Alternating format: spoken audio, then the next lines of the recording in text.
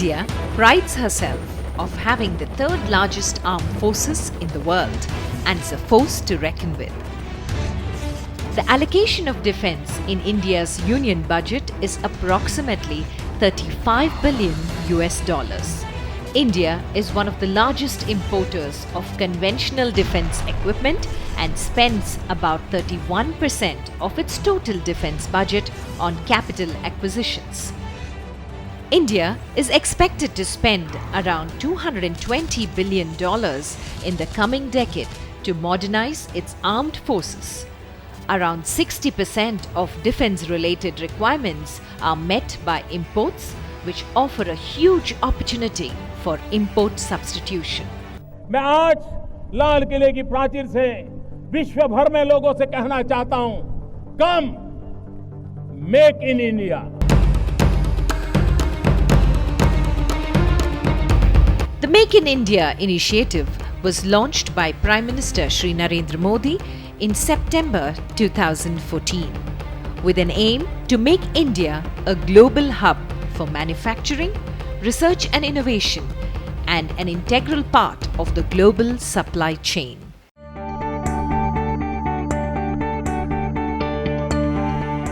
Make in India represents a comprehensive and unprecedented overhaul of outdated processes and policies in keeping with the Prime Minister's tenet of minimum government, maximum governance. One of the fastest growing economies in the world, India has sustained the recent global downturn and has also emerged as one of the leading nations in terms of GDP growth rate and foreign direct investment, the FDI inflows. India has emerged as one of the most attractive destinations, not only for investments, but also for doing business, evident by its significant jump by 42 places in ease of doing business rankings issued by World Bank between 2014 and 2018. We are committed to make in India an easy place to do business. We want to present to the world the enormous opportunities that India offers. Since the introduction of the Make in India campaign, a total of 79 contracts have been signed, amounting to 20 billion US dollars. India today ranks amongst the top 10 FDI destinations globally. Make in India. Make in India. Make in India. Make in India.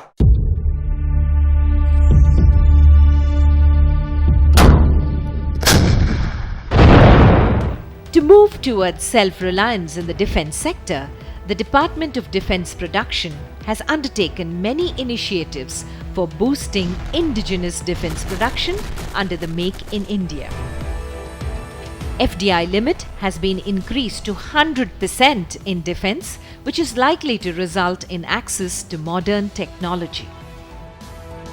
The Defense Procurement Procedure 2016 has been amended in 2016 with the aim of streamlining and simplifying the way by which defense procurement remains within India.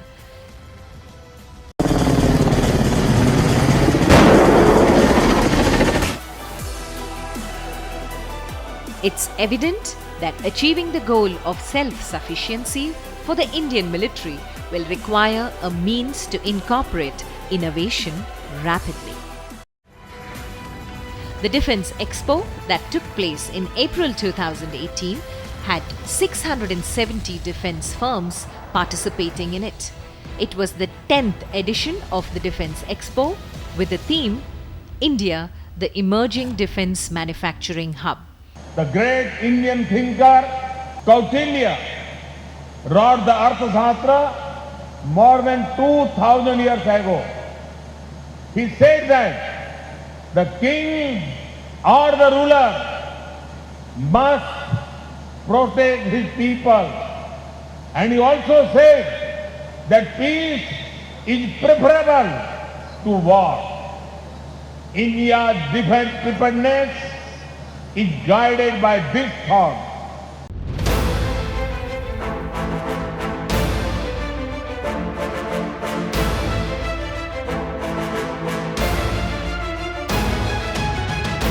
क्या भारत ये सपना नहीं देख सकता कि हम दुनिया में स्टार्टअप की दुनिया में भारत नंबर 1 पर पहुंचेगा? In April 2018, at DEF Expo, our Honorable Prime Minister launched the Innovations for Defence Excellence IDEX. It will set up defense innovation hubs throughout the country to provide necessary incubation and infrastructure support to the startup in defense area. In a very short span, the country is ready with a framework that supports and promotes innovations from startups, MSMEs and individual innovators. Ministry of Defence, Government of India unveils a package of initiatives. Spark, support for prototype and research kickstart in defence. Framework for IDEX partners. Promotion of startups under Make 2 procedure of DPP 2016. Exchange of MOUs with anointed incubators. For the first time in the country, in principle approval for Suomoto proposal under Make 2 and launch of 11 challenges under IDEX. These initiatives not only offer huge opportunities for the startups of our country but also help India realize its vision of self-reliance in defense productions. IDEX, Innovations for Defence Excellence.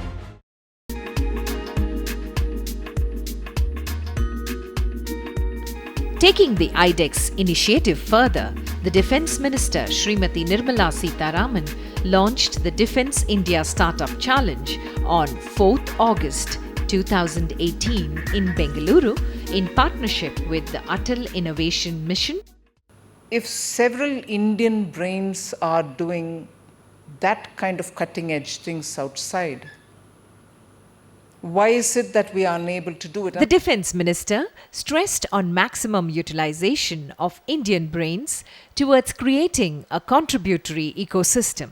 Sufficiently that these brains, be where they are, could contribute to India's building of an adequate and appropriate ecosystem so that those very ideas which need to be rapidly catching up with technology, in technology and translating technology for further advancement in any segment that we are talking about should happen in India itself. Today I can fairly clearly say that the minister emphatically assured that there would be no disqualification on anything they are approached with, and Suomoto proposals can be submitted to the Ministry of Defence for quick evaluation. We are able to assure you we are not going to disqualify you in anything that you want to approach us with. Whether it is a bid, whether it's a tender, or whether it's a Suomoto.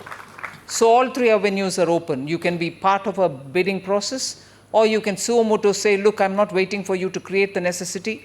I can provide you with something. Dr. Ajay Kumar, Secretary Defence Production, spoke about the financial support for each of the challenges. The support mechanism, the policy for releasing support, and a set of challenges which are going to be unveiled. Each of this challenge will be accompanied by a support of up to 1.5 crores. There were 11 challenges that were open to the startup ecosystem. Individual protection system with built-in sensors. Our soldiers in the battlefield operate in an environment where minute changes to stress levels, body temperature and heart rate etc. can be life-threatening. If injured in firing, they also need immediate care. If the message reaches the control station in time, precious lives of many soldiers can be saved. Built-in sensors on the uniform can help in real-time monitoring of the data about their vital parameters, exact location etc. for immediate action.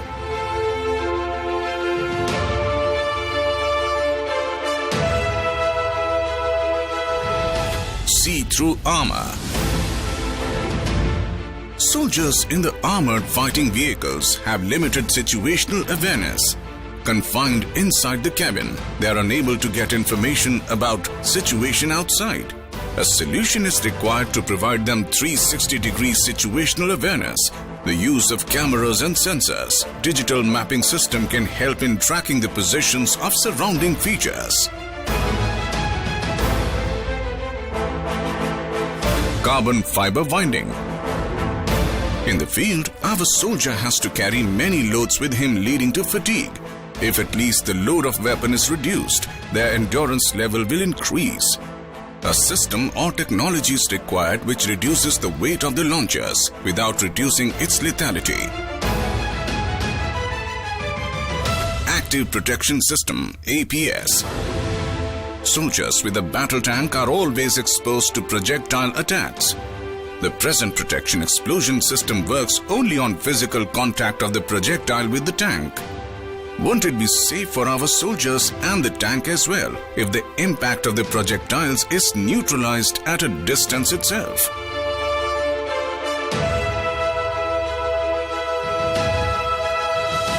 Secure hardware-based offline encryption device. Security of data transmission is of prime importance for the defense forces. Classified data transmission through open or public network is a challenge. A robust hardware-based secure offline encryption device can help in secure communication of sensitive data. Development of 4G LTE-based tactical local area network. Our naval ship in the sea may need to send important message, their location or any other information. Presently, communication system is traditional. Use of modern technology is required to be implemented safely. There is need for high bandwidth tactical communication for real-time information exchange.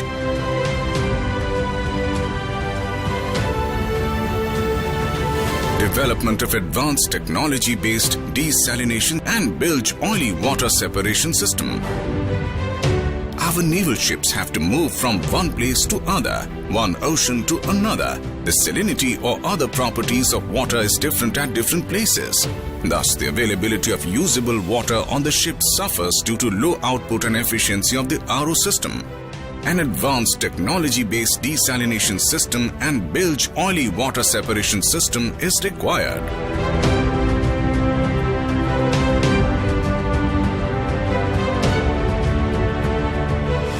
Artificial intelligence, AI-based logistics and supply chain management. Out in the field of operation, many materials of use need to reach our forces within a tight time frame. Presently, the supply chain management is done manually with traditional software. This system is time-consuming and is a mammoth task. A system is designed where the supply chain management is predictive and real-time. Unmanned surface and underwater vehicles. Surveillance or other activities in the difficult terrain can be risky. Unmanned vehicles can help in reducing fatality for both defense and civilian applications. Secure and encrypted control systems can help in various search and rescue operations, sea surface and underwater scientific research, and various other operations.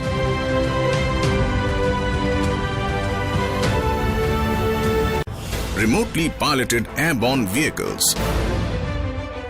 Drones are commonly used these days for various activities. Presently, Indian Air Force is using imported RPVs. How nice it will be to have these remotely piloted vehicles equipped with lethal weapons, effective cameras and sensors.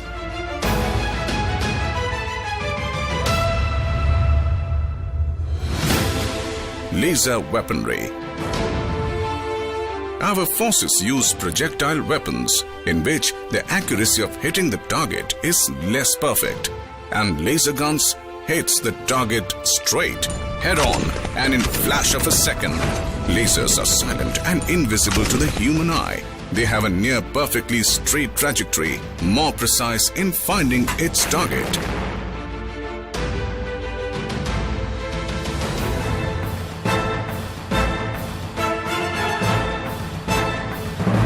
And there is an opportunity for the startups. Ramanathan Ramanan, the director of the Atal Innovation Mission, an initiative by Niti Aayog to promote innovation and entrepreneurship across India, said, these IDEX challenges, these 11 challenges which are being launched, are the perfect opportunity for the startups to start showing their innovative capability for the defense industry to capitalize on.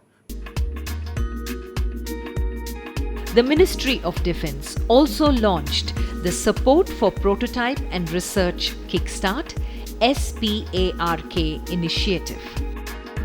The 3 vice chiefs of the armed forces said they were now working in a changing environment which allowed them to directly interact with startups and firms. The startups, yes, when you all plan something for the defense, you also have to have an eye on the adversary that we are looking at. How developed is he, and what is he really building the capability, what innovations that's likely to come henceforth. I think it's not only the defense, it's even the industry. If you are able to really read them, you will be better prepared and you can come out with greater solution. And of course, we look forward to interacting with you. We will not shy away from interaction. Okay, you will never find services wanting in giving you the support. You'll never find ministry discouraging a startup. There was a time where the Secretary of Defense Productions, his main task was to make sure that DPSUs and DRDO, okay, they got all the orders and nothing went to the private industry. No more. This IDEX is just a start, and the Navy's quest for indigenous winning technologies will continue to mature and pose greater complexities and technological challenges for all of you here. We look forward that you lend us the confidence that we will win all future wars at sea. To help startups succeed, incubators provide financial and technical support. The 5 incubators who signed MOUs with the Defence Innovation Organisation were given certificates of partnership. So what we will as incubators do is make sure that the integration between the startups and the Defence Department, the Defence PSUs like BEL, HAL, that process needs to be managed more efficiently, and that's our primary role in this partnership. Benefits for startups to participate in this, and I really look forward for startups to kind of use this platform and to scale up, and that too serving the Defence Ministry of India. Very good start, because now we can definitely take up startups who are working in this particular segment and provide them the required market access. I'll put our own money, we'll build the system, but I think the government can be a great beneficiary. And the fact that they could accept it and say, let's go ahead and do that, that itself is a big thing. It never happened in the past. So I think that way we have a very progressive government who's very progressive towards both startups and to modernize the Indian Armed Forces. I think it's a good change. IDEX aims at executing 3 critical functions: exploration and development of new technologies, rapid piloting of prototype, and ensuring quick feedback to innovators, indigenization of defense and aerospace related platforms.